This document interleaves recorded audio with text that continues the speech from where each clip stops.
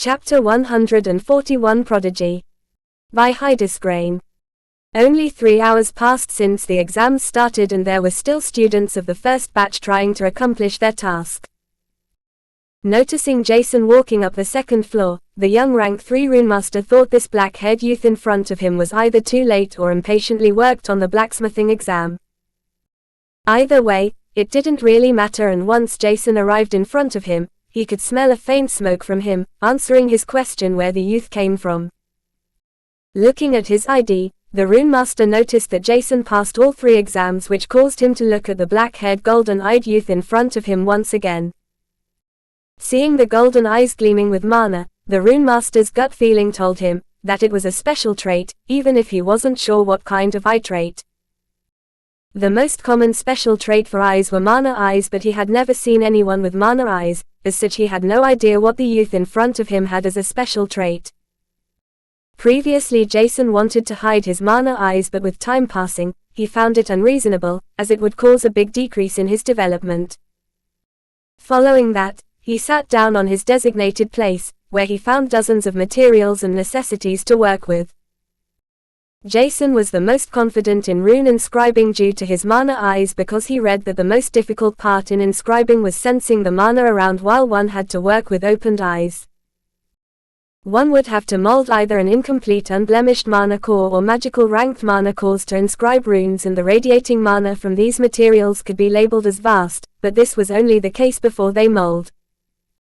The mana conductivity from mana cores was the most complex in every living being, and without destroying that, one had to be extremely careful with heating up the mana cores, as every mana core had a differing molting temperature. In front of him were only incomplete unblemished mana cores, and it was most likely to save some credits, while it was also the best for beginners to try inscribing.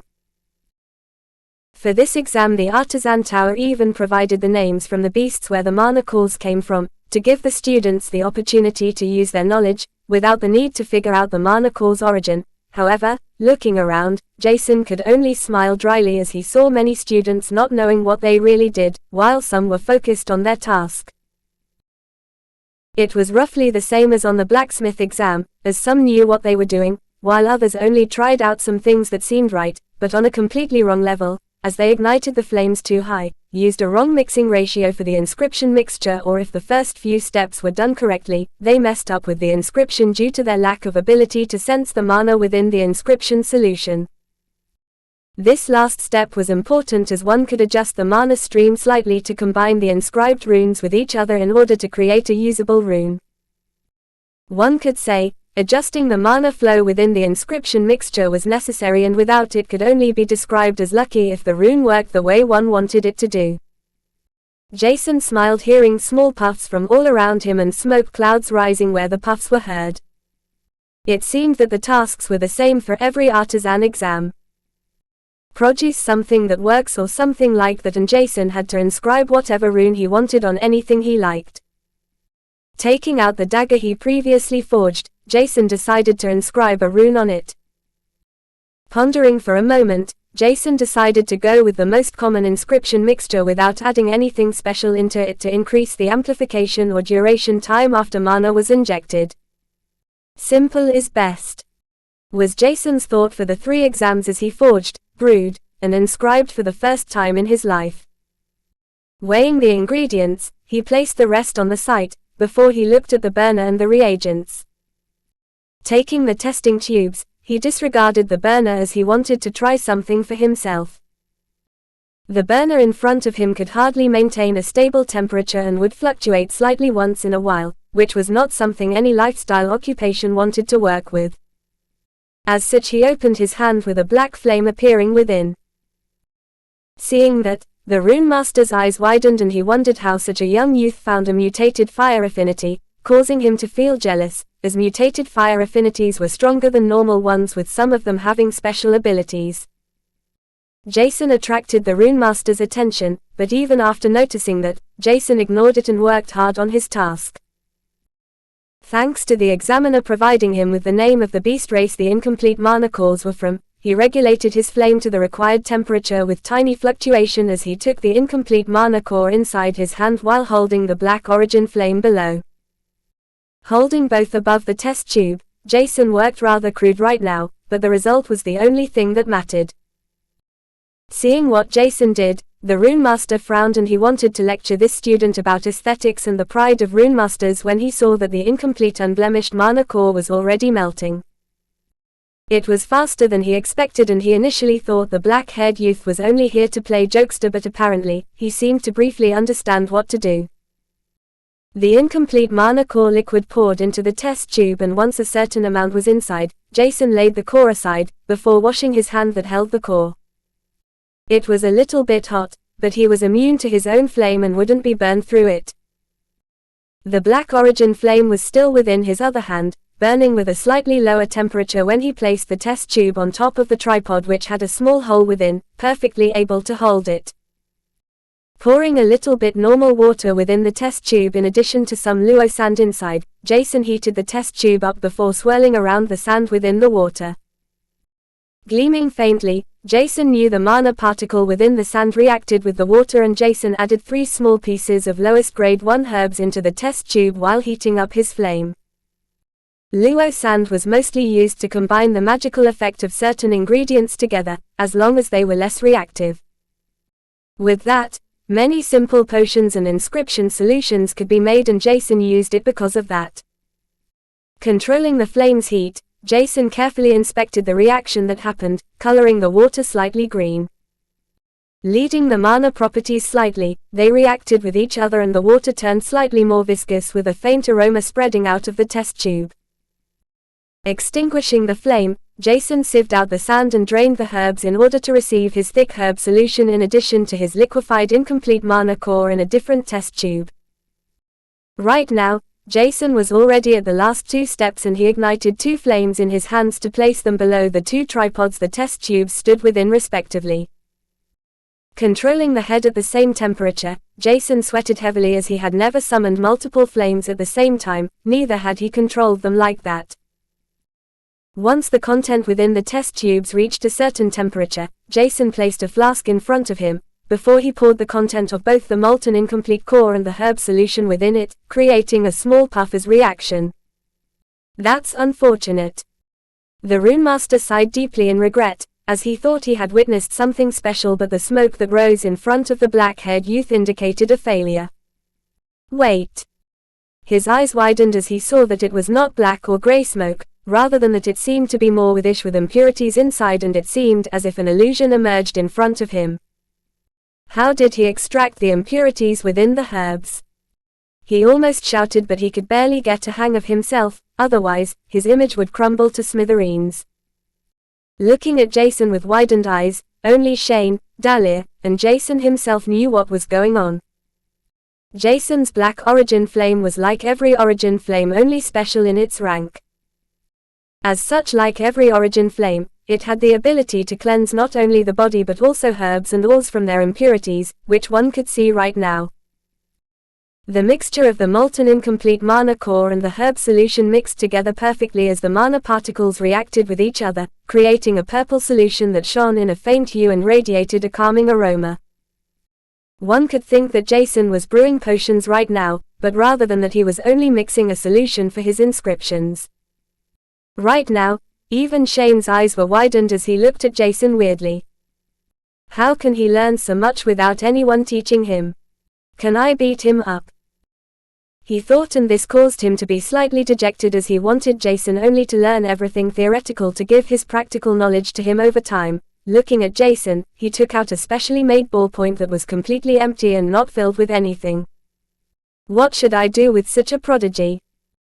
Shane sighed as he looked at Jason with envy. The ballpoint's size was more than 20 centimeters long, which was unusual, but filling carefully with the inscription solution he finished, Jason's eyes cleaned. There was still a lot of his inscription solution left, which he stored away within the perennial Neoxid box. Looking at his dagger, he pondered what kind of rune he should inscribe when a sudden thought appeared in his mind. Smiling, Jason thought, why not? Before he started to inscribe familiar but also somewhat unfamiliar runes on the dagger's surface. While the Runemaster looked at the runes with a confused expression, as if he had never seen these runes, Shane was about to give Jason a beating. Is this also thanks to his mana eyes? Shane lamented as he saw what rune Jason inscribed on his dagger. The Goblin Runemaster's runes mankind had yet to be fully researched. Chapter 142 All-Rounder by Hydesgrain. Jason finished his inscription within 30 minutes and his knife had 4 additional sharpening runes on it, decorating the outer part of the blade. With this simple feat, Jason was already close on the way to learn how to create a mana weapon. The difference between normal weapons and mana weapons was mainly because of the materials used to forge high mana conductivity weapons, but also a high number of runes.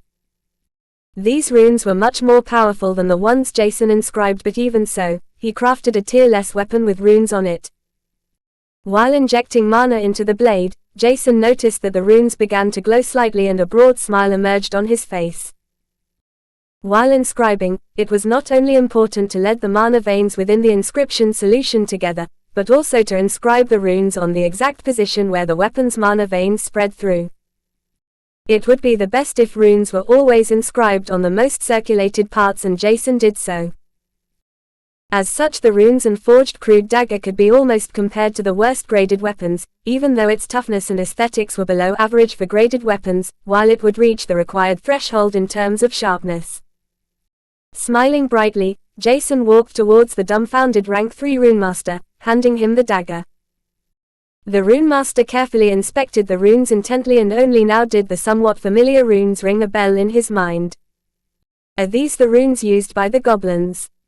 The young runemaster asked Jason, who only replied with a confident smile. How? Was the only thing the runemaster in front of Jason could ask, as not even his master had fully researched the runes yet.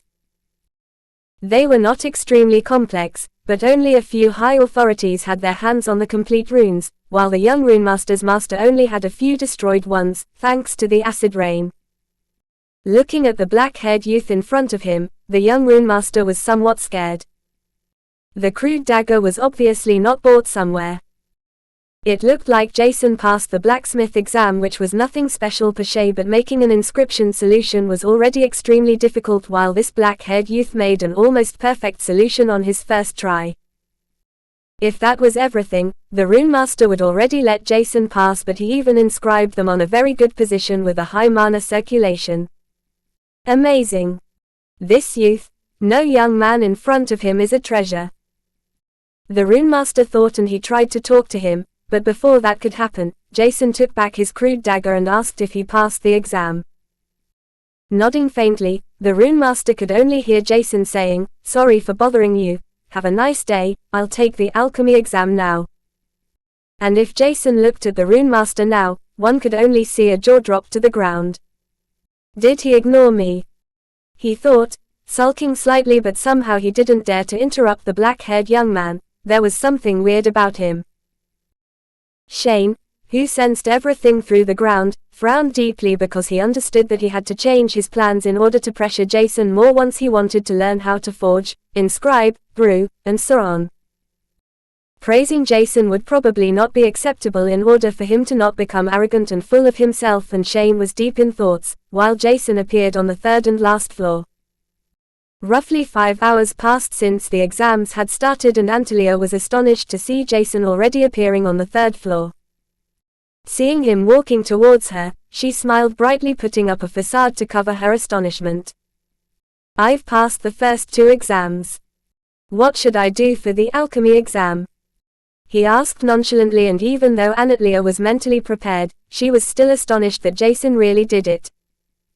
Clearing her throat, she managed to gain a moment in order to regain her almost revealed composure. "My task is the same as the first 2. In order to pass the exam, you have to concoct an effective potion without a backslash." Saying that, Jason turned around before he quietly said, "Thanks for the favor you'll owe me." Hearing that, Antalya finally remembered that she told Jason, if he passed the written exams with 100% and all practical artisan exams, she would give him the chance to request anything from the artisan tower, and her expression fell into hell. Looking desperate at Jason, she had a bad premonition that he would accomplish the exam rather easily. The inscription solution alone could be considered as an effective potion even though it was just a subcategory, and if Antalya knew that Jason had already brewed his own inscription solution, her last ray of hope would be immediately shattered. The Runemaster exam allowed students to use the worst inscribing mixture in order to pass the test because they focused their attention on the inscribing process rather than the mixture itself. Jason sat down on his designated place and he could see many different items and herbs in front of him on a large table. There were also many test tubes, the tripods, and the burner Jason wouldn't use once again. But before he decided to create a potion, Jason was adamant about practicing the Heaven's Hell technique in order to maximize his soul energy as soon as possible. Sitting down on the ground, he didn't mind any onlookers and entered his soul world. Looking at Artemis' cold snowflake cocoon, Jason smiled gently, before he left the soul world once again 85 minutes later, after braiding his 5-strand helix and injecting it into his soul world core. The pain lessened consistently and Jason was becoming more proficient in braiding and holding a large amount of focus on different things, causing the practicing time to decrease slightly. Maybe he could decrease the time even more, but he was unsure how far that could go and a slight expectation built inside his mind. Standing up, Jason noticed that fewer students could be seen around him and they seemed to have passed while a few charred students with desperate expressions gazed at the ingredients in front of them. Some students even had puffed up hair and Jason tried really hard to hold not laugh out loud. Calming himself down, after laughing for himself sometimes, Jason turned to the table and decided to do the simplest potion he knew. Taking out luo sand and 4 different gradeless herbs, Jason placed them in front of him, while he put aside the other unneeded herbs. Igniting the black origin flame once again in his hand, Jason placed it below the tripod. Filling a flask with a small amount of water, he placed it exactly in the center of the tripod, before Jason supplied it with the luo sand. The mana particles inside the sand reacted with the water, causing the sand to lose its faint luster. Gleaming weakly, the previous normal water was now infused with a slight amount of mana particles, and once a certain heat was reached, Jason put in one herb after another, not forgetting to follow the correct order. Some herbs could only react with the slowly concocted potion after the previous reactions took place without creating possible other reactions which might create another potion or completely waste it. As such, he checked 2 times if he did everything correctly to avoid any minute mistakes. Carefully putting the last herb inside the flask, the water turned slightly blue with a faint aroma spreading out from it. It was a calming feeling, and upon smelling the aroma, Jason knew that it was time for the next step. Heating up his flame by a notch, a disgusting stench covered the faint aroma and Jason's nose twitched. The impurities were slowly washed, reacting with the sand instead of being exalted with a whitish smoke cloud like it was the case with his inscription solution. This, however, was mainly because the impurities of the herbs and magical essence reacted with the liquefied unblemished ranked mana core when he created the inscribing mixture. Upon a certain amount of impurities could be seen by the visible eye, without Jason using his mana eyes. Extinguishing the flame with a single thought, Jason placed a beaker in front of him with a sieve on top of it in order to divide the solution with the waste materials and impurities. Sieving it multiple times, Jason made sure to get rid of as many impurities as possible, but there were still small black dots he could only see thanks to his mana eyes. This caused Jason not only to question if every potion had impurities inside them, which wouldn't be that surprising, but also how many impurities were within normal potions. Because of his black origin flame, he got rid of a lot of impurities that wouldn't have been expelled normally, and Jason decided that he would brew his own potions in the future. Looking at the faintly gleaming blue potion in the beaker, he filled 3 vials before the beaker was completely empty. Storing away 2 vials, Jason walked to Antalya with his chest pushed out in pride thanks to his newly acquired pride, which slowly accumulated. Following Jason's steps, Antalya was not only put in a tight spot but also astonished by Jason's calmness during the whole concoction process. It was as if he wasn't even trying hard to secure the stableness from the potion during the concoction process. The mana control needed to lead the magical ingredients together was also not easy, and Wan had a need to do multiple things at the same time which Jason innately couldn't do. But due to his superior eyes, refined brain, the Black Origin Flame's baptism which enhanced everything about him, and his detailed knowledge about the exact concocting process of the gradeless calming potion allowed him to make it look as if he didn't even try hard. In honesty, Jason was sweating heavily during the whole process, and it was only that the sweat evaporated before Antalya noticed it. Remaining concentrated over the whole process of concocting the calming potions, Jason could finally sigh in relief as he handed Antalya one potion. Chapter 143 Igniting the Desire 2, by Hydesgrain. The calming potion was one of the most common potions, and it was as useful as an expensive calming tea. Drinking a potion, one would feel refreshed and the tension of one's body would ease up. The potion was mostly used before important events and exams to calm down, increasing the activity of the mind passively. Being tensed up would cause students to be worse during exams and tests, while one would be able to think faster about a solution with calm composure after drinking the calming potion. Antalya inspected the potion carefully. Before, she had already seen Jason using a black flame affinity instead of the burner, which she deemed as a mutated fire elemental being.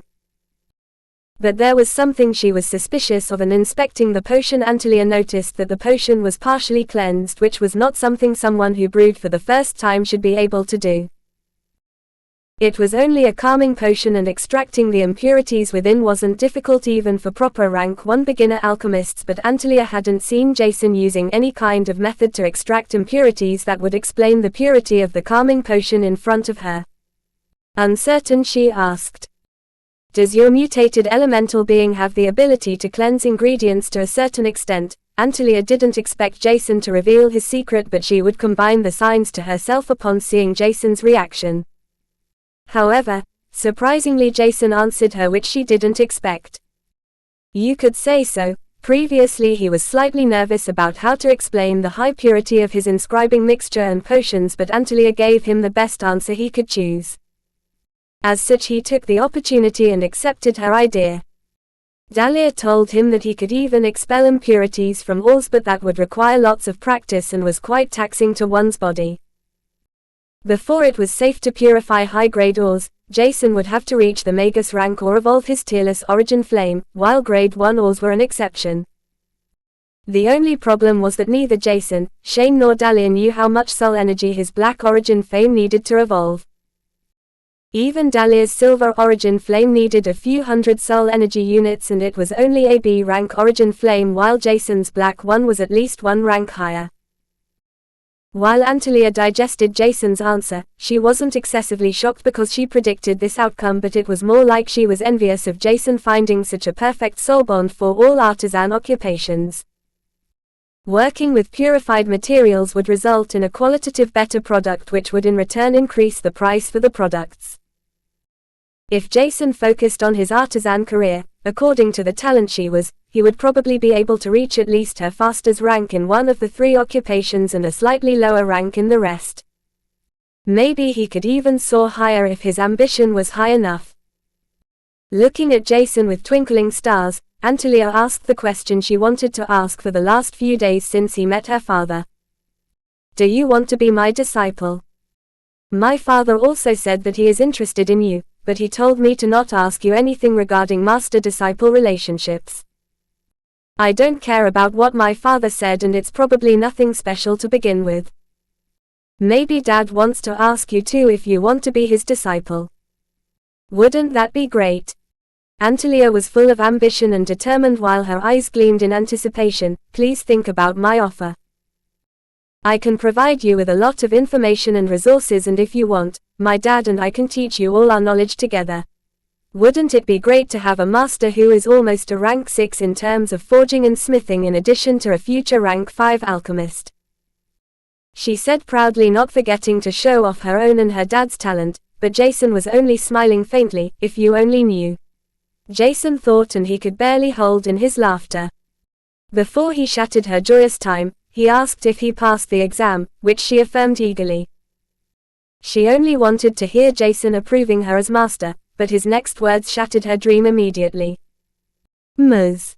Sharon, thanks for this kind offer, but I have to reject it. I have other plans. Please keep in mind that you owe me a request from the Artisan Tower, Jason said before he took his calming potion back, which he stored inside his storage device.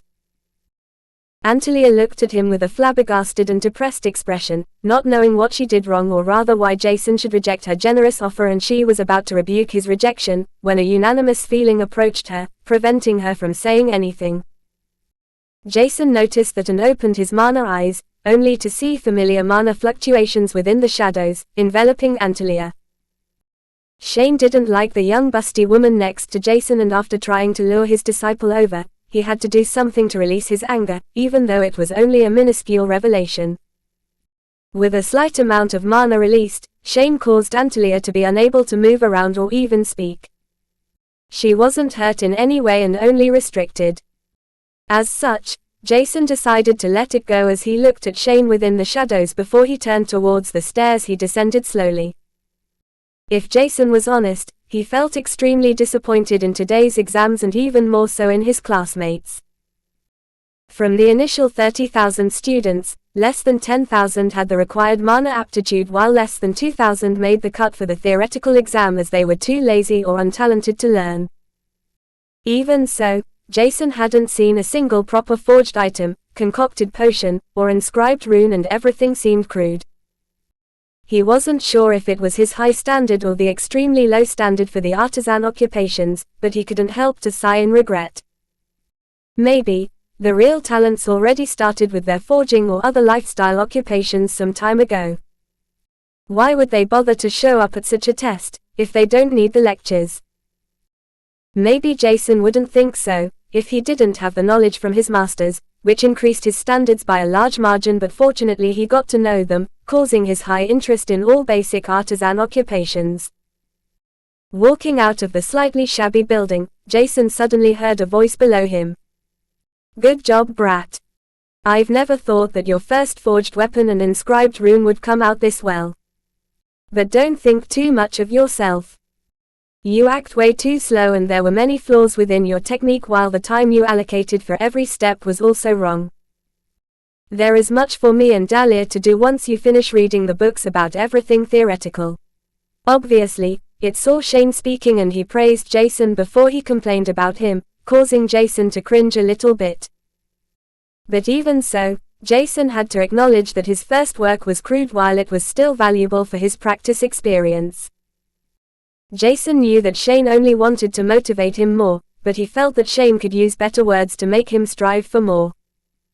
Nevertheless, after today, Jason's desire for artisan occupations increased, even the exams were boring. With his first try in the different occupations, he found out the perks from each of them.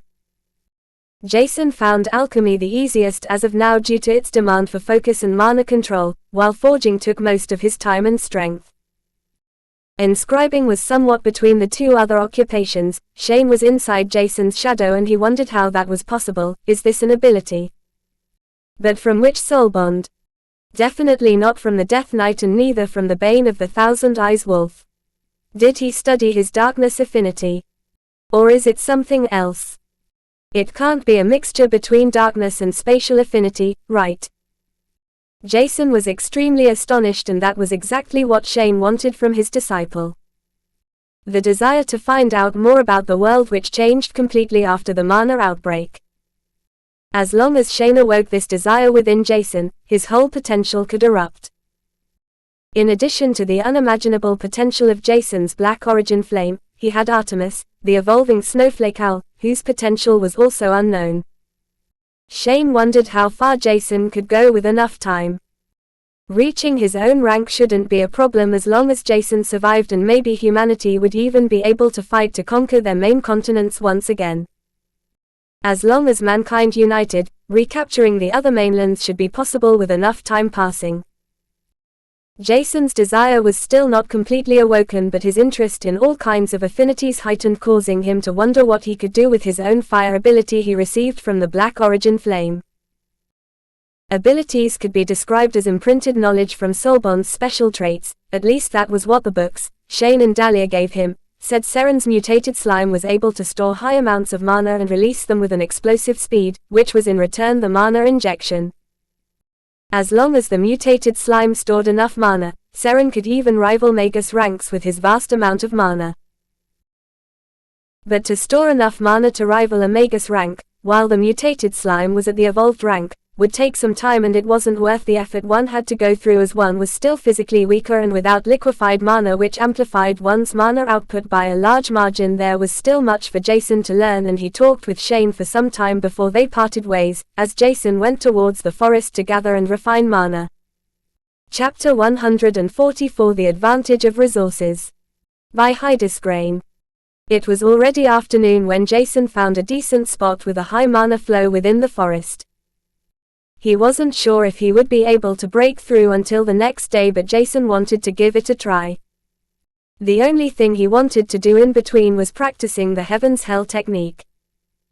Taking out a bunch of grade 1 mana stones, Scorpio jumped around happily on his shoulder, before he leaped on his lap.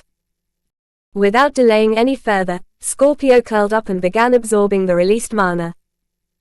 Looking at this, Jason smiled joyously and began to lose countless threads from the mana stones around him at the same time. Leading the mana within towards him in addition to the mana in his surrounding, a huge mass of foreign mana invaded his mana channels. Circulating the mana within his cleansed channels was much easier after undergoing the baptism, but the sheer amount of mana that invaded him was also higher, forcing him to focus completely on circulating the mana within him before he injected into his mana core to annex it. The feeling of circulating mana and annexing it into his mana core made Jason ecstasy, and it was even better compared to the day.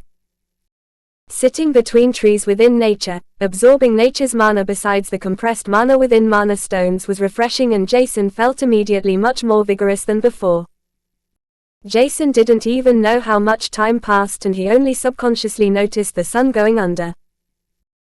His initial plan was to practice the Heaven's Hell technique now, but that was unimportant for Jason right now, as he felt his body being slowly filled up with the mana in his surroundings and the addicting feeling enveloping him, filling his eyes with desire.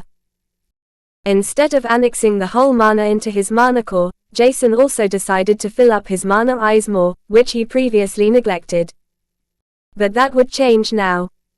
With his thousands of mana stones inside his spatial store, he had more than enough mana to fill his mana core and at the same time his eyes to a certain extent. Furthermore, it had only been a week since he entered the Adept rank, and with his cleansed mana channels, his passive mana gathering technique caused his mana core to be filled extremely fast. It only took him a week to reach the barrier between the first and the second Adept rank, which was extremely fast. Normally one would need roughly a few months to reach each of the first 3 Adept ranks, considering that one possessed an average mana aptitude. There were always differences between each individual, and sometimes it would take longer or shorter.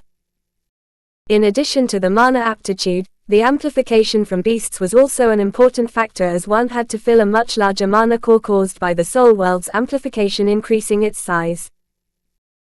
The average of youths in mana core ranks was that one needed slightly more than 3 to 4 years from the novice to the adept rank, as the beginning was the most difficult, with exploring the meaning of mana, how it worked, and how to circulate it without damaging the mana channels, while the average age for children to sense mana was 10. Most children couldn't understand the importance of mana. As such, they were rather lazy with their mana absorption until they regretted it someday. After one had entered the adept rank, someone with an average mana aptitude would need roughly 5 years to enter the expert rank. From then on, their range of an average mana aptitude changed, and it was unknown how long one would need. The amplification of soul bonds made exact researches almost impossible, but it wondered Jason that he only needed a week to almost completely fill his mana core at the first adept rank with a size of a 4th adept rank.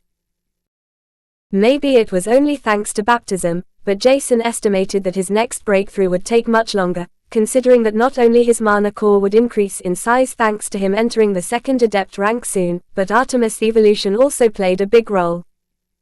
Artemis evolution was still a mystery for Jason, but he was already excitedly waiting for her to come back to him. Jason was still carefully circulating the mana within his mana channels and injected it into his mana core while time passed without him noticing that it was already dark outside. Only when the mana he absorbed from the outside lessened, Jason opened his eyes once again. The mana stones around him turned gray and couldn't be differentiated from normal stones anymore. Looking around, Jason's perplexed expression told more than 1,000 words as he had no idea that it was already dark outside. Messaging the Flays, he notified them that he wouldn't come back today because he believed that he would be able to break through into the second adept rank if he worked hard enough for the next few hours.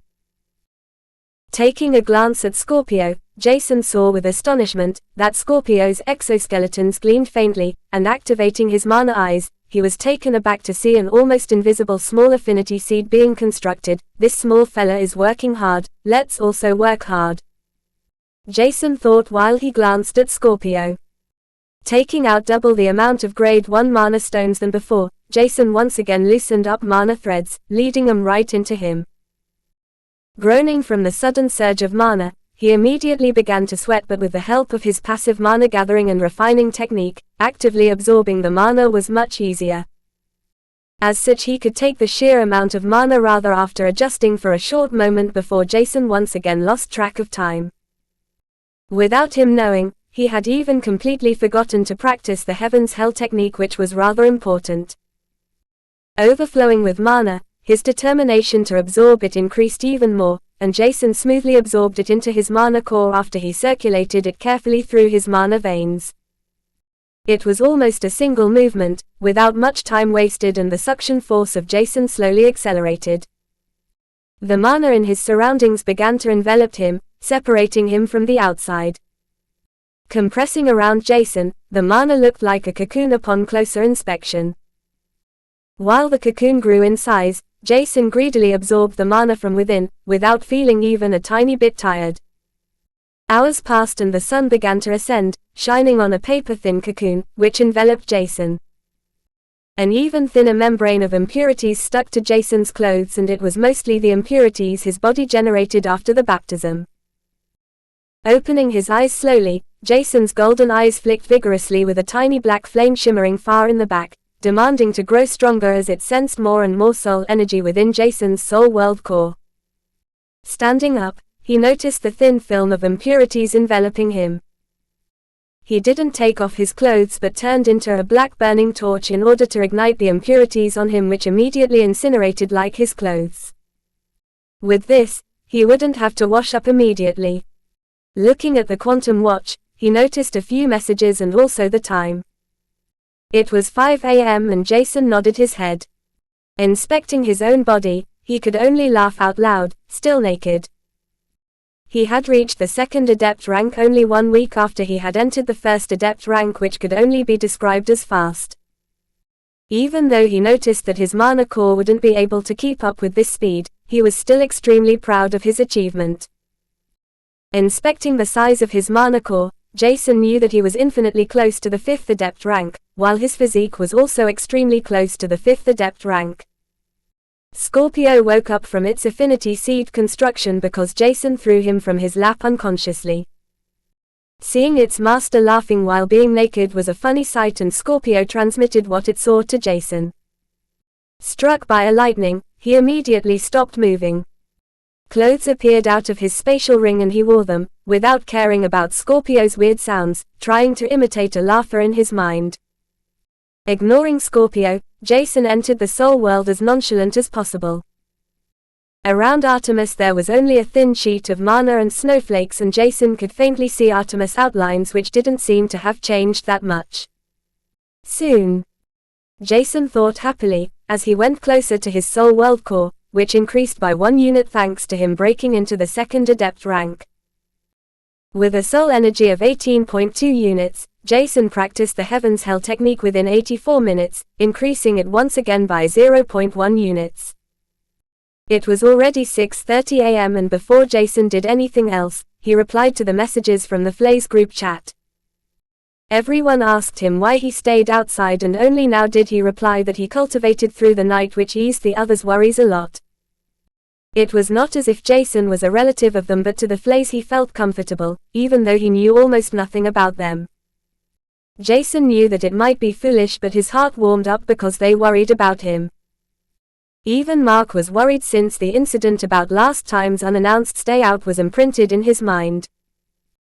After the incident happened, Mark researched about the devilish Valkyrie shield fruit, and the extremely shallow information was devastating, causing him to feel sorry for Jason, who had to endure such a terrible thing. Mark also felt that Jason's ambition and determination were incomparable with anyone he knew. Even his daughter, who was a genius, wasn't that ambition to grow strong as Jason. As such, each unannounced stay out would worry not only Mark but all family members, even though they didn't know what was going on. They tried to distract themselves by reading books, absorbing mana, and sparring with each other, but it was only partially helpful. Sensing the Flay's genuine love and caring for him, he felt honored and warm around his heart. He swore himself that he would tell them more information the next time he would stay out, even though he couldn't tell them everything, as he would probably stay with Shane and Dahlia sometimes. As such, a slight tinge of guilt built up within Jason, before anything even happened. Suddenly Jason's whole body cooled down and he shivered while his temperature decreased, visibly changing his appearance. The surroundings' temperature plumbed by a few degrees and a confused expression appeared on Jason's face, as his soul world began to shake violently. "Little princess, are you already done?" Jason thought with a bright smile on his ice-cold face. Chapter 145 Chaotic Reunion by Hydesgrain. Jason's temperature further decreased, while Scorpio leaped away from him due to the unexpected cold. Entering his soul world, he gazed at Artemis, which looked similar to her previous appearance. The only difference he immediately noticed was that she grew in size. However, he wasn't sure how much, as the sizes in the soul world were not necessarily right and without any measurement. While the temperature around Jason plumbed further, he enveloped himself in a faint layer of flames in order to warm himself up.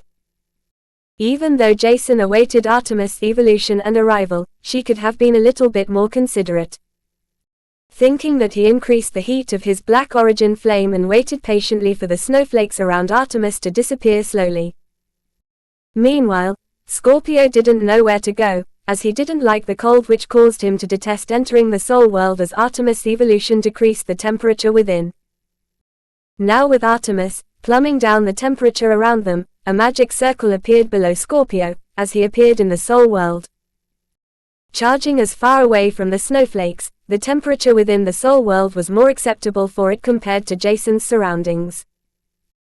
Jason noticed that and smiled faintly, without averting his focus from Artemis within the soul world, as a pure white magic circle appeared in front of Jason with the size of 80 centimeters in diameter. Fully leaving the soul world, Jason gazed shocked at the magic circle with a frown. "Don't tell me," Jason began to think as a gigantic white plumage appeared in front of him, leaving him with a shocked expression. "Kreezeek," was the only thing Jason heard as a wave of emotion overwhelmed him while the pure white plumage attacked him. Jason knew it was Artemis, but he was still shocked to see that not only had her size increased to a length of 1 meter from her tail feather to the head and a wingspan of 3 meters, but also her eyes turned glacier blue while 2 small pitch black horns appeared above her eyes, shocking him to the core. Artemis' weight was now probably around 10 kilograms, but rather than seeing that as a problem, her plumage was extremely fluffy, suffocating Jason almost. Laughing out with a radiant smile, he was extremely happy to have Artemis next to him once again, after a whole month passed. It was a long time and he missed her dearly. Somehow, however, Jason was disappointed because her evolution was more unspectacular than he previously thought, but before the disappointment could spread through his body, he was attacked by a searing pain which suddenly emerged within his whole body, mana core, and even soul world core. Everything seemed to burn and Jason cried out in pain, causing Artemis to look at him worriedly. Her evolution took so long because she wanted to take the most efficient way to increase her strength in order to help Jason out in getting stronger, causing her to digest the magical ranked mana core slowly, leading her genetic pool to change, but apparently, that wasn't well thought out. Not only had Artemis evolved and amplified her strength, but she also created a more complete mana core in addition to an ice affinity seed within her mana core. Jason had to fight with the sudden connection of an affinity that was the complete opposite of his already existing Black Origin Flame, but also with his physique and mana core becoming stronger and enlarging thanks to his soul world's amplification. If that was everything, he could endure it easily, but Artemis' soul energy was much more than he had ever expected. Right now Jason was forced to enter his soul world because his soul world core was trembling violently because Artemis' amplification of 1/3 of her strength caused the soul world core to get overwhelmed. Holding it together with all his might, Jason's mind began to burn as his soul world core forcefully increased in size. Without knowing how much time passed, he was still sitting in his soul world, while Artemis wanted to follow him due to her worry. But it was impossible because Jason's soul energy was too low to store her within his soul world, causing her to feel frustrated. She couldn't do anything to help Jason out, which was worse as she saw sweat pearl dropping from his temples. Wiping him away with her pure white feathered wings was the only thing Artemis could do right now as she waited patiently. Hours passed and the worry in Artemis' glacier blue eyes turned even more distinct when she noticed that Jason's pale face. He seemed to be in pain and she couldn't do anything to help, rather than that she was the cause of his pain which traumatized her somehow. Right now, Jason could barely hold the soul world core together in order for it to not shatter, and right after that happened, the soul world core slowly stabilized, causing Jason to sigh in relief. Unexpectedly his soul energy has increased to 46.7 units, which was an increase of 2.5 folds. Astonishing enough, Artemis evolved into a peak awakened beast with a soul energy requirement of 90 units. Jason wasn't even sure what kind of beast she was except her race being an owl. She had suddenly gained blue gleaming eyes, 2 horns on her head appeared and her size tripled. In addition to all of that, Artemis seemed to have gained a huge amount of infused mana in her blood, turning her even stronger. Even though her almost complete mana core had only the strength of a peak awakened beast, Jason could see and feel that she might even be able to fight evolved beasts head-on with her affinity. Wait! Jason shouted in his head, which felt as if it was mashed. She is about to construct an almost complete mana core. How? Jason bombarded himself with questions and it seemed like Artemis not only digested the core but also used the liquefied mana within the core to slowly establish her own mana core, enhancing it.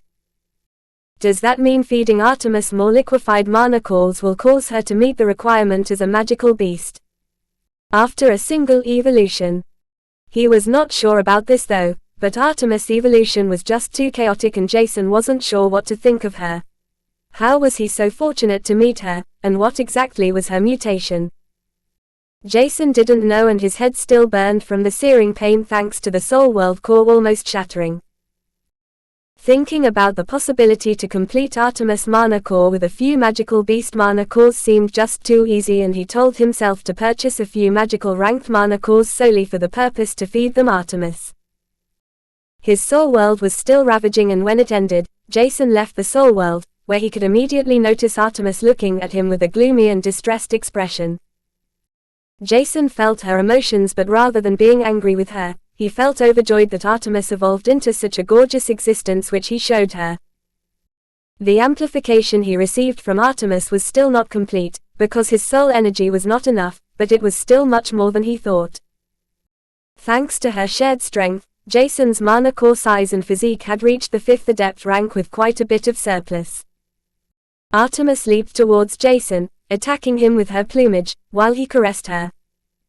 Looking at the time, Jason noticed that there was not that much time left for him as he stood up with slight difficulties. Unfortunately, he had to be present to the special combat class, but that didn't mean he wasn't allowed to be too late. It was probably not allowed but Jason couldn't care less right now. He found it unlikely that many would dare to challenge him this week, as only someone within the special combat class was allowed to do that for now. Only 3 days later once the new week began were students outside the special combat class allowed to challenge the students within the special class, as long as they had enough lace points. Furthermore, the challenge was only accepted within the special combat classes, as such every student had to be present in the afternoon from Monday next week on. Artemis had finished her evolution and Jason couldn't care less about others right now. Sitting on the ground, he caressed her, while Artemis laid on his lap, filling it completely. I hope she won't increase too much in size, otherwise, I won't be able to take her with me all the time. Jason thought, worried, and Artemis heard him before she transmitted a thought that calmed him down. Apparently, she would grow in size, but she could adjust her size to her current size, which was the smallest form she was able to adjust to. As of now, it was also her largest size, as she was still a youngling in her new evolution, which shocked Jason. Would she really be able to reach the magical rank without evolving another time? Jason thought in his mind with a bright smile on his face. He missed her so much, and finding out that she wouldn't leave him in the near future for another evolution, caused him to be overjoyed. Chapter 146 Why is he so weak?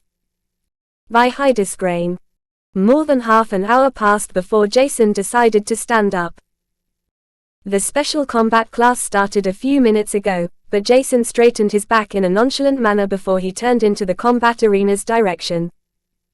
Artemis with her large body was squeezing herself on Jason's shoulder, and he tried to take a good look at her. Her plumage was pure whitened, while the horns on her forehead were pitch black in contrast. Considering her previous black eyes, Artemis had now blue eyes, and the infused mana in her blood was much higher in purity compared to before. But her mana core was odd, and Jason only knew that Artemis was at the peak awakened rank while her soul energy requirement was at 90 units. From Artemis' pure combat prowess, Jason thought she might be able to defeat low-evolved beasts thanks to her affinity in addition to the constant supply of mana that was infused into her blood. It was only weird that Jason had never heard of a 1-meter-long owl race with blue piercing eyes and black horns. As such, he didn't really know anything about Artemis' racial limits, except the things she transmitted him. From her ice affinity, Jason could tell that it was at least at the peak awakened stage, which caused him to wonder if the ice affinity would grow with Artemis, or if that was the peak of her racial limit. The latter was rather unlikely, and Jason smiled, feeling Artemis' weight on his shoulder, while he walked towards the combat arena. Jason was more than half an hour late for the special combat class, which attracted some attention because he was the highlight of the first huge special combat class sparring. With his low mana core rank, he easily defeated the 6th affiliated Vanguard School top 2 first graders, using his special trait Eyes with the support of Serenjiwaya, who was also seen as a mystery by everyone. Seeing Jason walking into the combat arena with Artemis on his shoulder, everyone looked at him with variations of different expressions. Astonishment, anger, ambition, determination, fear, and multiple more. They were astonished to see Artemis on his shoulder because they never saw such an owl race.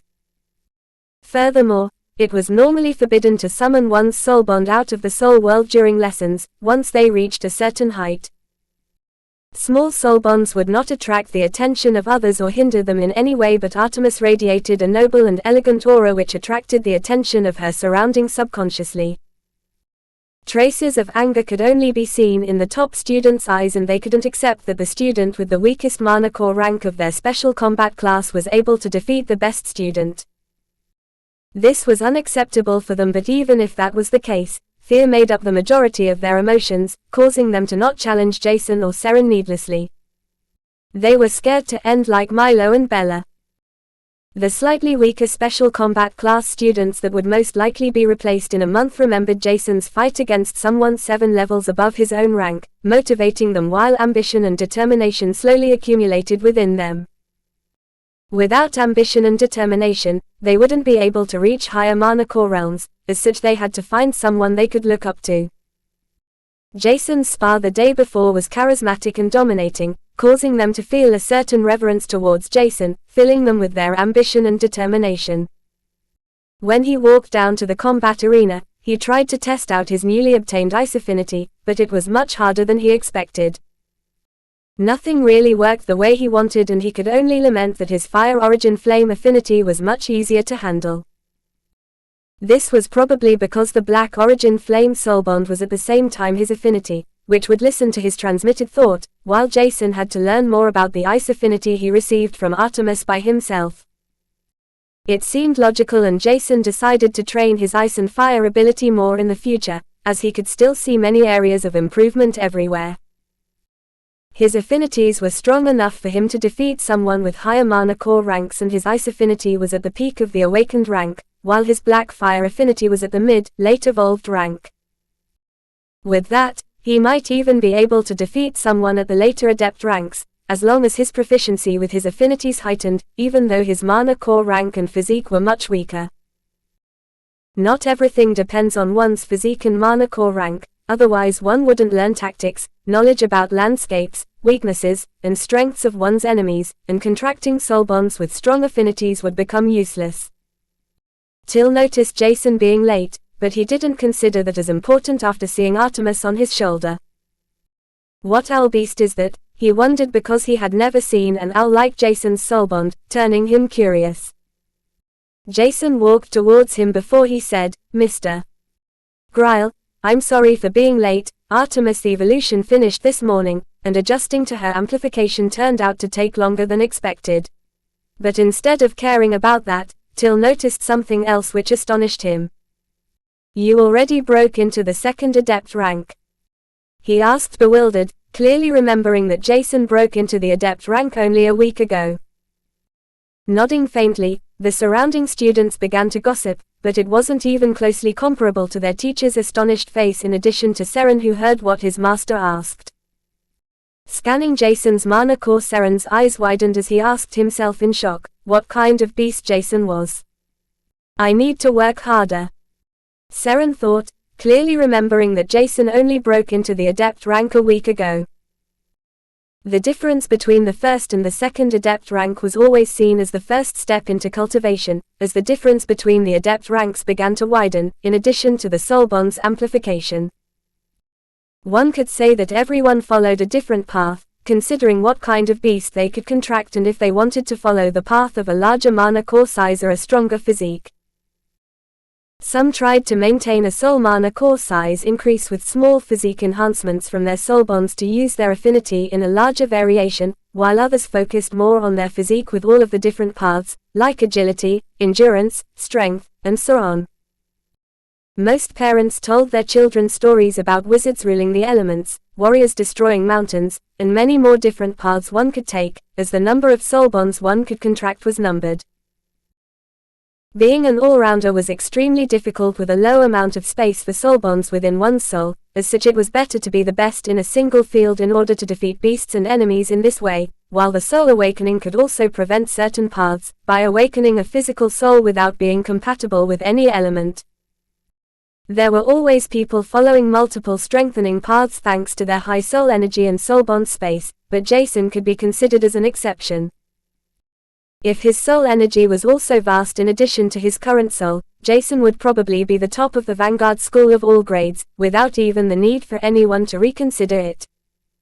After Jason finished talking to Till, who looked a little bit complicated at him, he saw Seren. Greeting each other, Jason introduced his first soul bond, Artemis, to Seren, who could only weirdly greet her back. Why is there a need to introduce his soul bond? Seren thought in his mind, but he didn't say it out loud, because some connections between soul bonds and their contractor were special, causing them to be like Jason. Challenging Seren to a fight, Jason wanted to figure out more about his ice affinity. Walking towards the combat area, Jason and Seren attracted a lot of unwanted attention, but there wasn't much for them to do against it, as they were seen as the most threatening opponents in this whole special combat class, even though Jason was only at the second adept rank while Seren was at the third adept rank. Their physique and mana core size was roughly the same, with Jason being only slightly stronger after he received the amplification provided by Artemis. Jason was already halfway through towards the 6th adept rank, while Seren was on point at the 5th adept rank in both mana core size and physique, which wondered Jason. His soul bond was a slime without any enhancement in physique normally, but somehow he still increased his physique. But it didn't really matter, and Jason stood opposite Seren, who radiated a distinct fighting spirit. Waiting for the AI to start the spar, Jason already circulated mana within him, in order to test out his ice affinity, while Artemis sat on the bench, looking around with curiosity. When the signal rang out, Seren exerted his floating sky technique to the fullest as his speed accelerated from 0 to 100% within a moment. This move was something Seren had thought of, and previously his speed would only slowly increase, but now with his explosive increase of speed, he would be able to overwhelm Jason. His eyesight was extraordinary and he could easily follow Seren's path, but the problem he had to face right now was different. How do I erect an ice wall or something like that? He asked himself with an odd expression as Seren appeared in front of him with his sword thrust forward. Releasing his ice affinity with all his might, the only thing that happened was a large mass of crackling ice particles spreading out from his hand, preventing anyone from seeing both Jason and Seren clashing with each other. Suddenly, the surrounding turned silent and the only thing that could be heard was the AI announcing, "Winner. Seren Jiwaya." Everyone could only look at the ice mist in front of them weirdly. Why was Jason defeated so quickly? Why is he so weak? Was something wrong? Nobody could understand anything at all, and even Seren, whose sword almost pierced Jason, looked at him dumbfounded with question marks in his eyes. "Ups," Jason said with a childish smile as he looked at Seren, "that was my fault." Quote. Chapter 147, Comprehending Ice by Hydesgrain. Even though Jason expected his proficiency with the ice affinity to be garbage, what happened was ridiculous. He wanted to erect an ice wall, but what came out was an explosion of ice particles forming an ice cloud around the two of them. The only thing it was useful for was to prevent anyone from seeing what happened inside, but neither did it protect him from Seren's sword, nor could he do anything with it. Expecting to form at least a crude wall was a dream to him, and only now did he understand why it was so hard for normally procured affinities to control and use. His origin flame was an exception, and Jason relied on his experience from there only to be completely betrayed. Standing up slowly, he could feel more than 100 pairs of eyes staring at him, and they were full of ridicule and amusement. Jason, they praised, admired, and even feared for his fight the day before, was defeated with a single strike, unable to do anything at all. Some even began to suspect that their sparring against Milo and Bella was fake if the eerie and monstrous killing intent Jason released wasn't real. The whole situation turned awkward, and some youths began to laugh, happy to see Jason being defeated, while others decided to mind their own business and train themselves in order to survive the next few months until the Big 3 tournament would start. Once Jason stood firmly on the ground, Seren gazed at him weirdly, not knowing what was going on. "Sorry, Seren. I wanted to test my newly obtained ice affinity, and it seemed like I was too impatient. I would have never imagined that it would be this difficult to handle an affinity," Jason explained, and Seren could only nod. He didn't have an elemental affinity as of now, but his master told him that it was extremely difficult to learn an affinity, and it will take some time to understand even the basics. Using an affinity the way one wanted was even more difficult, and it would take even longer to learn how to handle one's first affinity. Learning the second, third, or even more affinities would become much easier because one would roughly understand what to pay attention to.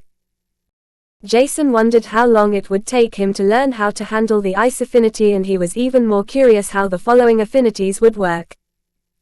From his knowledge about his soul world, it seemed as if he could be able to form a contract with whatever beast he wanted to, without any exception. This could be considered good, but the problem was that Jason didn't have enough time to learn every affinity. Circulating mana within his mana channels, Jason slowly activated his ice affinity with the desire to form an icicle, and it seemed to work until his focus lessened while the frail constructed icicle fell to the ground, shattering into 1,000 pieces. This is really difficult, Jason thought as he ignored Seren, who still stood next to him inside the combat arena. Trying out multiple different shapes with his ice affinity, Jason seemed to get the hang on it pretty fast, and Artemis, who was shocked about her master being beaten, landed on his shoulder. She transmitted him multiple thoughts, giving Jason tips on how to handle the ice affinity, and with her instructions, he could already form a stable icicle only 30 minutes later. Throwing it towards the ceiling, its velocity seemed to be slow while the might behind his attack was already decent. But it shattered way too easily and wouldn't even penetrate into thick skin, which bothered Jason. It wasn't bad that his icicle shattered, as it could deal additional damage, but it should only shatter once he infiltrated his opponent's body, creating much more lethal damage. Deep in thoughts, Jason completely lost track of time, and Seren decided to leave him alone inside the combat arena, while Till picked him up to take him outside the arena with his mana enveloping him. Distracting Jason right now would be extremely bad, as he seemed to have entered a fully focused state, where one's comprehension heightened to a certain extent. Artemis still provided him with pictures. The feeling and thoughts and her input astonished Jason, as she had never used her ice affinity in front of him. Nevertheless, she seemed to be proficient with the ice affinity, and Jason got the hang of the basics much faster than he estimated. While the other special combat class sets looked at him with ridicule and amusement, Seren and Milo were passionately fighting against each other. Milo overwhelmed Seren slightly due to his high mana core rank, but Seren's mana injections balanced the fight out, causing them to be in a stalemate.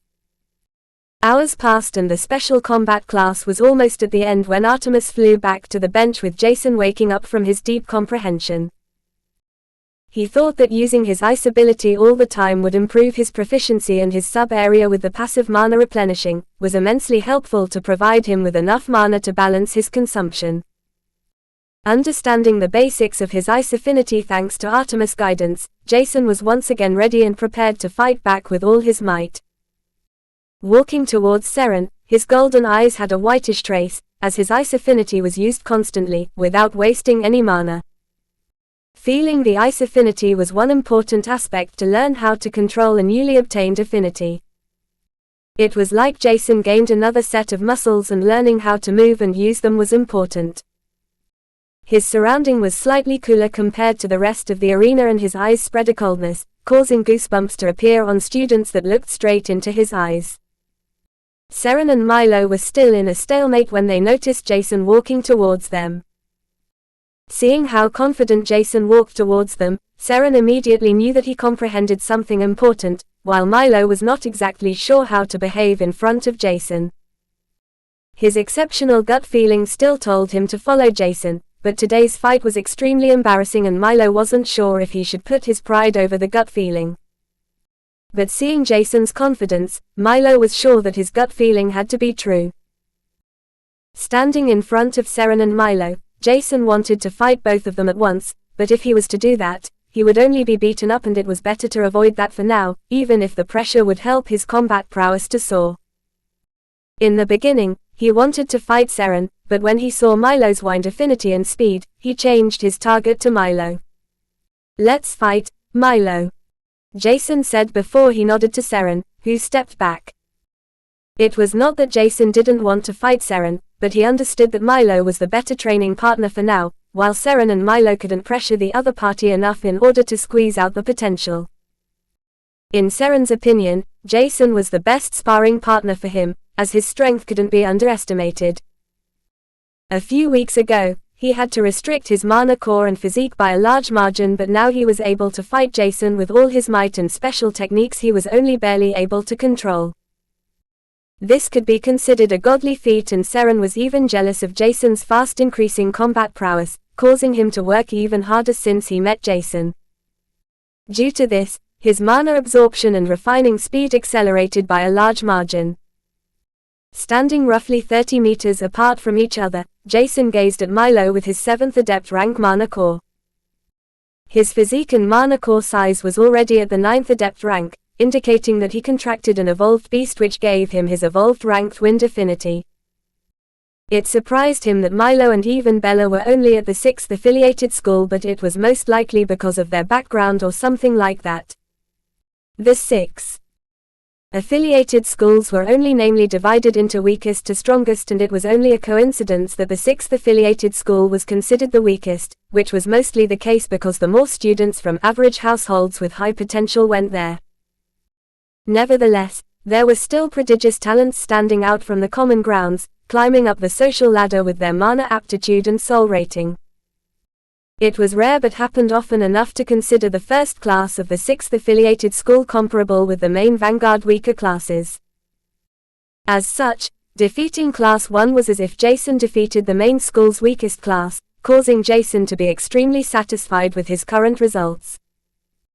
Nevertheless, striving for more was a must for him, and his unbending determination could be seen gleaming in his eyes, as he stared at Milo, while the AI started the countdown for their spar.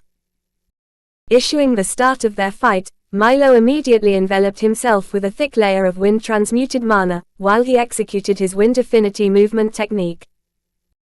Crossing a distance of 30 meters was nothing for him with his physique at the 9th adept rank, in addition to exerting his movement technique to the fullest, while being enveloped with wind-transmuted mana. Trying to attack Jason from the side, Milo didn't attack his opponent from the front when the surrounding temperature plumbed. Suddenly Jason's body was covered by a thick ice wall that increased in size, directly shooting towards Milo. Chapter 148 Ice and Fire by Hydesgrain. Jason summoned a spiked wall that charged towards Milo, who was proficient in dual dagger, and the 5-meter-tall, spiked wall charging towards him, which was unexpected. In Jason's view, this wall was extremely crude, as it was just a lump of almost 30% of his mana reserves forced together into a single attack. Milo twisted his body and landed 5 meters apart from Jason, who looked at him, only to notice that the left and right sides were completely sealed off by ice walls, giving Milo a single path left to attack. Straight towards Jason. What Milo didn't know was that the walls Jason manifested after using the large lump of ice to distract him were only thin walls one was barely unable to see through. Nevertheless, through the pressure Milo gave himself, he didn't even consider trying to break out of the encasement as he charged straight at Jason with his movement technique still exerted to the limit. Jason smiled lightly as the white tinge in his eyes was replaced by a black flame as he used another 30% of his mana to form 6 hand-sized fireballs he threw towards Milo one after another, slowing the shocked Milo down. Suddenly Jason vanished from Milo's view right as the last 2 black fireballs flew simultaneously at him.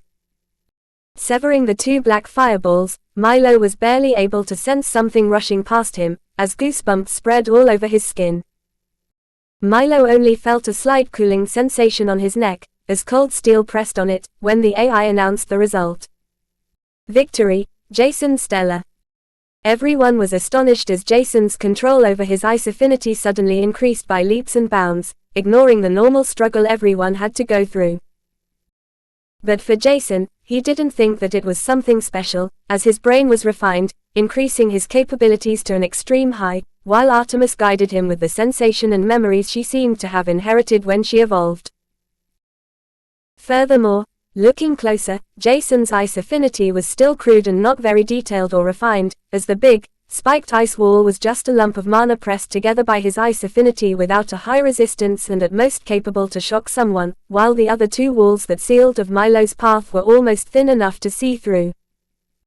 Using his fire ability, Jason knew he couldn't hide it anymore, but this was only a small problem because he already showed his black origin flame at the artisan practical exam.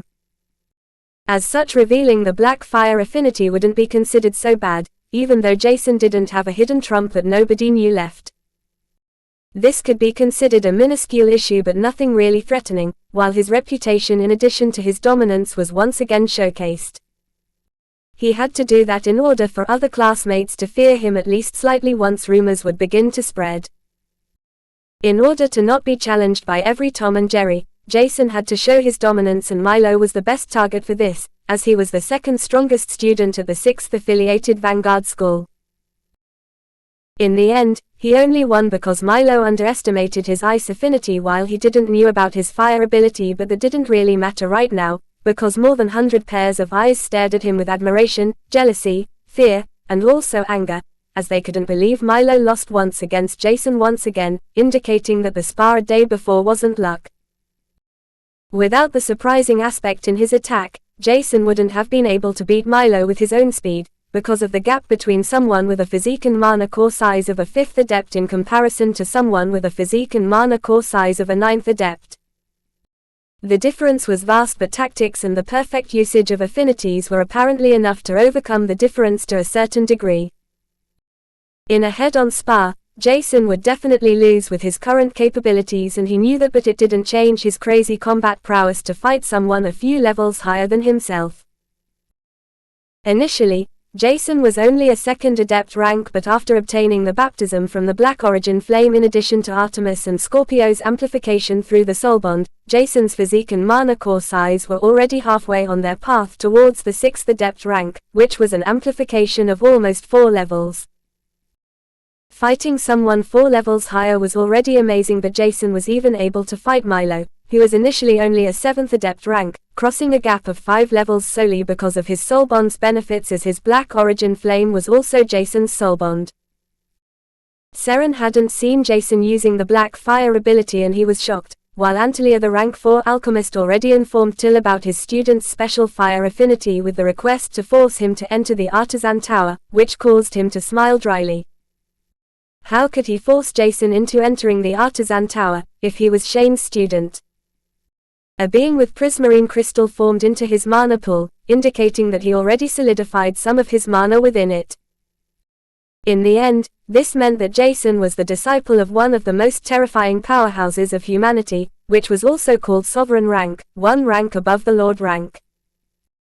Till wasn't sure how many human sovereigns existed, but there hasn't been a single being that crossed this realm and entered the rank above. Otherwise, this one being would most likely reign whole humanity, uniting, suppressing, or dominating it. Nevertheless, Till couldn't force Jason into doing anything if he wanted to survive and live a peaceful life.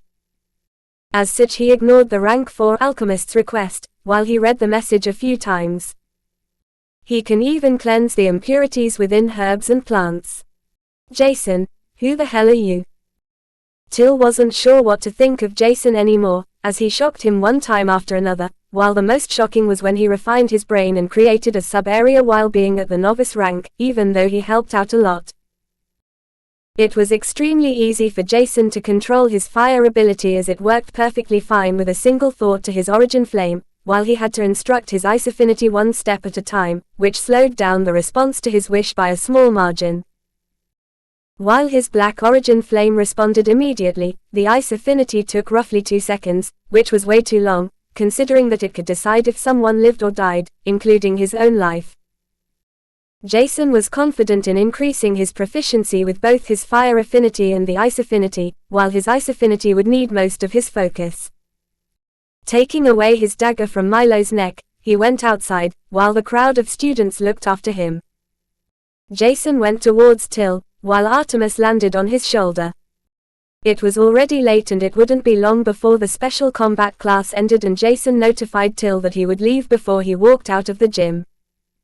Right now, Jason thought that he had too many things to do and not enough time for everything. He pondered what he should focus on the most, while other aspects had to be less prioritized.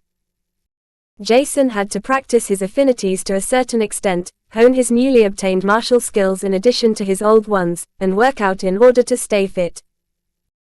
If that was everything, he would have already much to do, but not only had he also the responsibility to read all the books about herbs, plants, ores, runes, forging, alchemy, and so on, for the time being. Furthermore, Jason also had to increase his soul energy in order for Artemis to enter his soul world, which was the most comfortable place for every soulbond beast. Even without sleep, he would have a fully packed schedule, and he could only frown displeased by how short a day was. Practicing the Heaven's Hell skill 3 times a day was a must, which would already take more than 4 hours of his day, while honing his martial art techniques could be done in his afternoon class while sparring with all kinds of stronger special combat class students. Practicing with his affinity in the morning and reading books in the evening would most likely work out, while he could work out in the morning and before sleeping. With this tough timetable in his mind, Jason happily entered the shuttle in front of him with a pleased smile. Having a rough schedule was definitely better than not knowing what to do, and Jason would start using this schedule for the future if nothing important came into his way. Inside the shuttle, he practiced the Heaven's Hell technique with his immense amount of soul energy, increasing his braiding and injecting time to increase to slightly more than 90 minutes.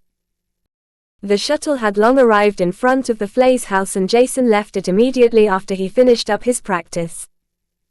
Fortunately, the shuttle service wouldn't throw him out of the shuttle, and it would only be paid more per minute he wasted. Credits weren't a problem for him anymore, and he entered the Flay's mansion with Artemis on his shoulders, attracting everyone's attention. Not only was it important for them that Artemis finished her evolution, but also that Jason seemed fine, even though he looked a little bit dirty right now. Happily caressing Artemis, who transmitted her overjoyed emotions towards Jason, everyone looked at him with shock, as they sensed his mana core at the second adept rank. Gritting his teeth, Greg felt extremely jealous, while even Malia could only look at Jason with shock in her eyes. The whole Flay family had one thought in common as they saw Artemis' evolution into an unknown race in addition to Jason's extremely fast breakthrough rate. Monsters. Chapter 149 Progress by Hydesgrain. Waking up early in the morning by a sharp stung in addition to suffocating within fluffy plumage could already be considered a part of Jason's life as he opened his eyes slowly.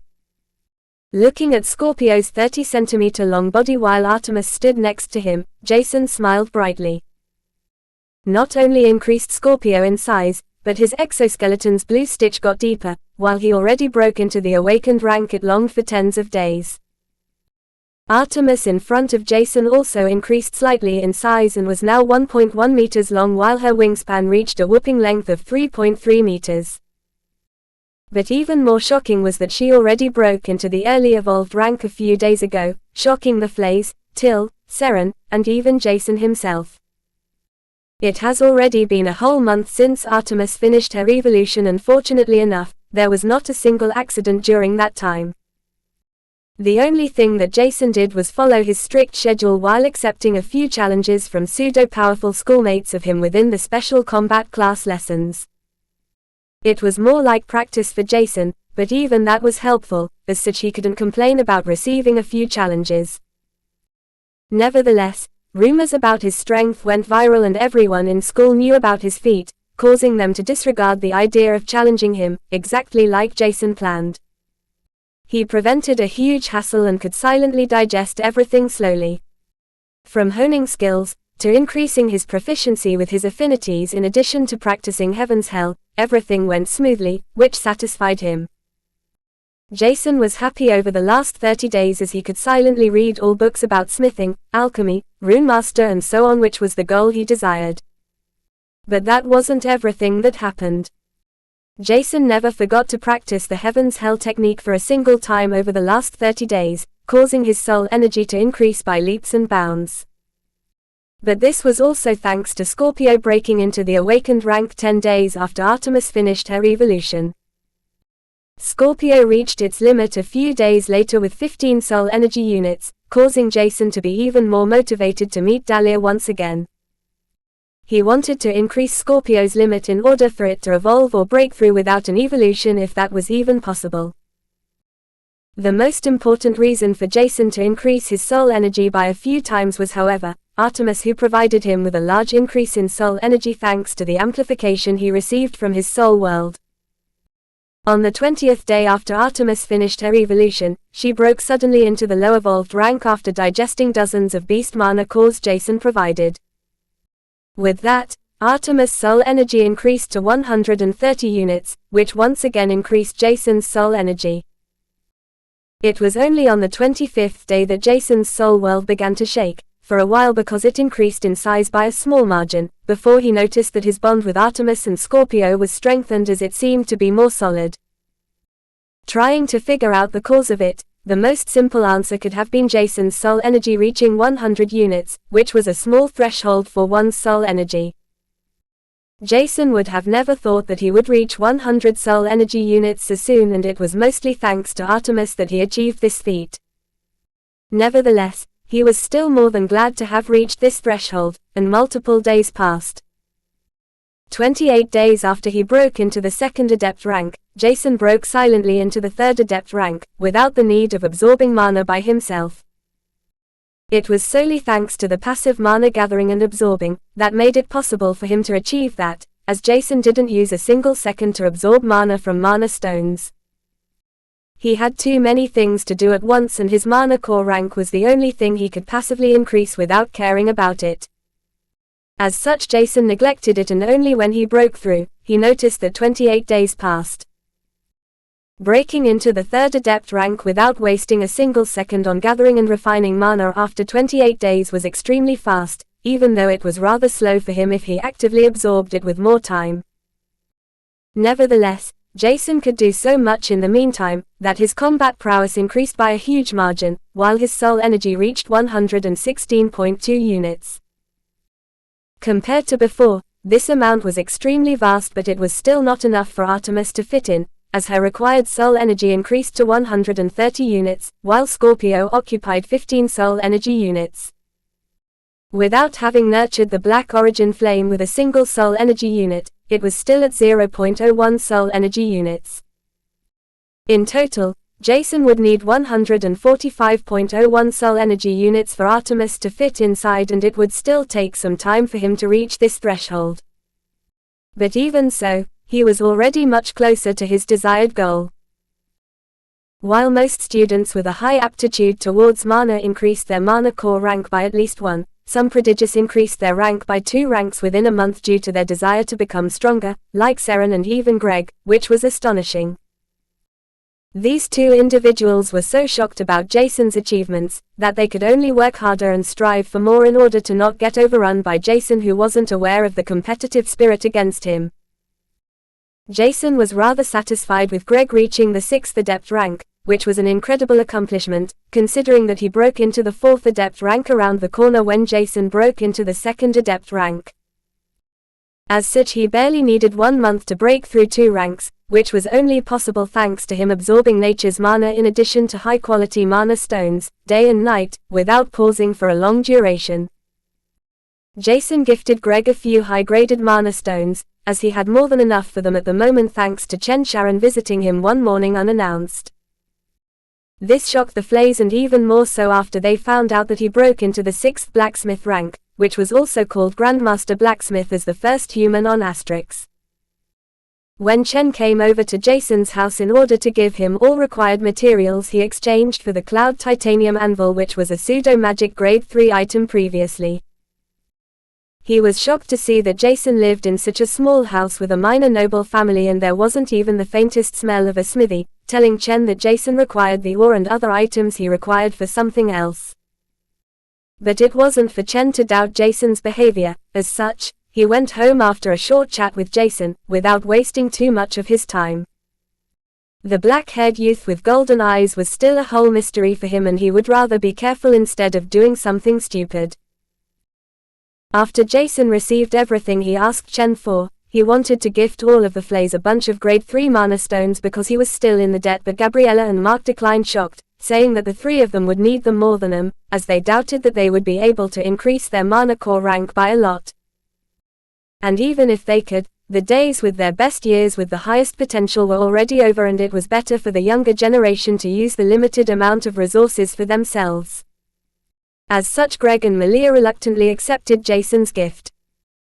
Malia reached the 2nd master rank, while Greg reached the 6th adept rank, and it was also because of his gift that it was possible, but more important was their desire to get stronger, as they noticed that Jacen seemed to have met someone powerful that could nurture him.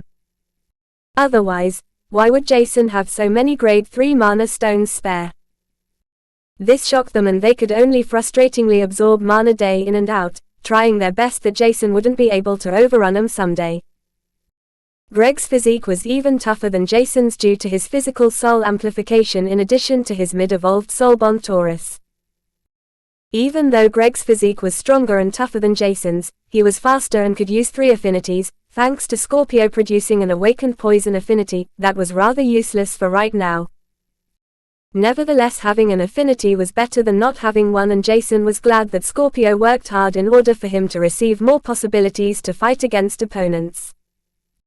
Unfortunately, an awakened poison affinity was rather useless for him at the moment, as his other 2 affinities were both at the evolved rank, causing much more lethal damage. With Jacen advancing to the 3rd adept rank in addition to Artemis and Scorpio's breakthrough, Jacen's physique and mana core size reached the 7th adept rank, turning him into a beast among the 3rd adept ranks within the 6th affiliated school.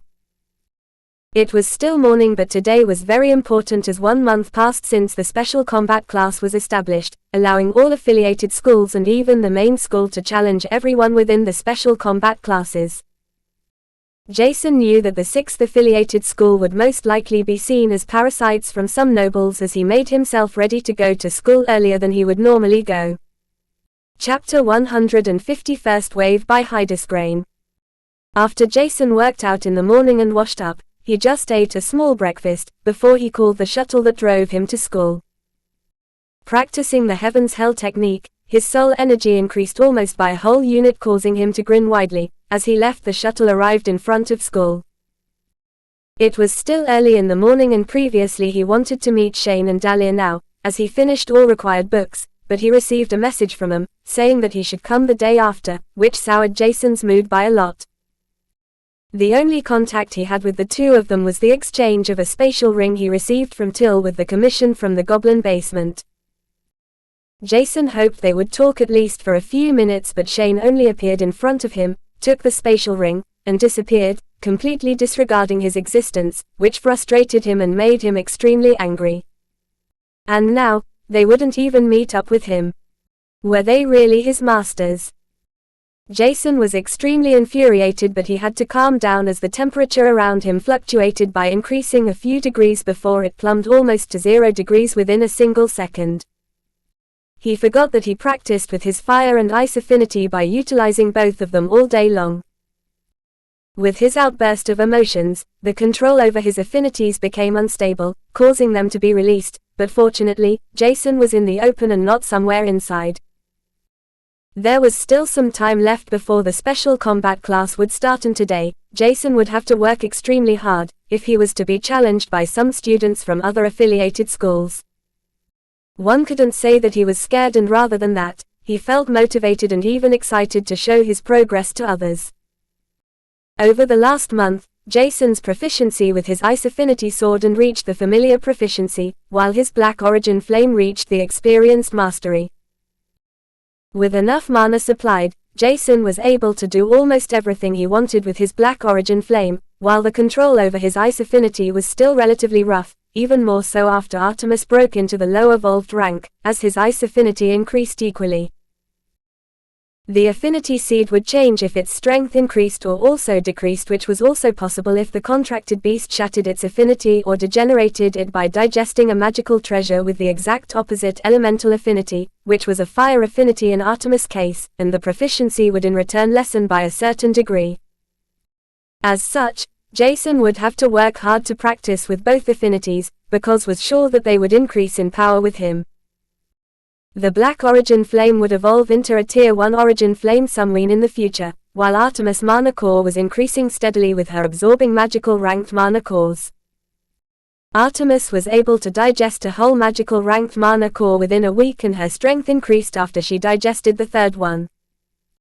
The difference to before was, however, that Artemis didn't have to go to sleep in order to digest the violent mana from the magical ranked cores, which was a huge benefit. As such, Jason bought a bulk of magical ranked mana cores to provide enough for Artemis' future development. The only thing that bothered Jason was Scorpio's mood after it noticed that it reached the racial cap, in addition to the increased limit it received from eating the holy white bakuri fruit. This was devastating information for Scorpio, and only after reassuring it that Dahlia was able to increase its potential, Scorpio calmed down. Practicing with the two affinities inside him, Artemis pressured herself a little bit by flying through the forest with a decent speed in order to train her reflexes, movement speed, while she adjusted to her strength with every day passing. When it was lunchtime, Jason practiced the Heaven's Hell technique smoothly in 70 minutes, which was insanely fast, considering that his soul energy increased by a few times over the last few weeks. His soul energy was extremely pure and stable due to its multiple refinings every single day. Smiling lightly, Jason ate something before he went to the combat arena. Not even 15 minutes passed before Jason saw a huge mass of students lingering in front of the combat arena, waiting for something or someone, and a bad premonition built up within Jason. Walking towards the combat arena, the students in front of the combat arena gazed at him hostile, before they noticed his uniform in addition to his 6th affiliated Class 54 emblem. Seeing the emblem on Jason's uniform, the surrounding youths stared at him like hyenas, and he immediately understood the situation in front of him. Smiling brightly, he lifted his head and ignored the surrounding youth's whole existence before he walked into the combat arena, through the students' group. And when Jason finally entered the combat arena, the predicted reaction came into play, as he could hear multiple loud voices complaining, stirring up chaos. What an hole. WHO does he think he is? Quote. Class 54. Let's beat him up later. Jason could only smile at their reaction, but he was rather disappointed as he hoped for a more chaotic reaction. Unfortunately, that didn't happen and Jason had to be satisfied with the somewhat slacking reaction. Nevertheless, while walking through the masses of students, Jason noticed a few things which were interesting and anticlimactic at the same time. Jason knew that the 6th affiliated Vanguard school was one of the weakest, and it was noticeable by comparing the Mana Corps ranks from the other affiliated school to theirs, but somehow the students he saw in front of the combat arena seemed extremely weak. If he wasn't wrong, there didn't seem to be any of Vanguard's main school students among them, while multiple other affiliated Vanguard schools could be seen. Nevertheless, most of them were at the 6th Adept rank, which was only one level above the average of their special combat class. There were also stronger students at the 7th Adept rank, but the amplification they received from their soul due to the soul bond they contracted seemed lacking, while Jason only saw a few 8th Adept ranks and not a single 9th Adept rank. Walking into their assigned combat ground, Jason saw Seren as the first one, and his Mana Corps at the 5th Adept rank could be seen brimming with energy. Seren's rank increased by 2 levels over the past month, but he was still at most on par with Jason's combat prowess, more likely even weaker, as Jason held back with his most lethal affinity attacks while Seren's did the same with his mana injections, even though he still used them.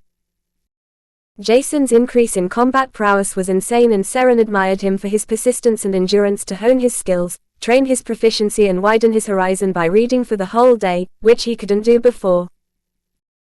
Only after getting to know Jason, he began to understand what ambition and determination really meant, and seeing Jason's fast progress, Seren didn't want to be left behind, increasing his aptitude towards mana by a lot, as his ambition heightened. After greeting each other, Jason looked at Till, who nodded at him as he was the last one to arrive before he turned towards the whole group as he announced. Students, pay attention to everything in the next few hours. If any of you want to remain on their special combat class spot, be aware that you have to fight with all your might. A single step might immediately throw you off. Turning to the closed combat arena door, he announced, "AI, open the door and let the first wave begin." And the doors opened slowly, revealing a group of hungry hyenas, also called students.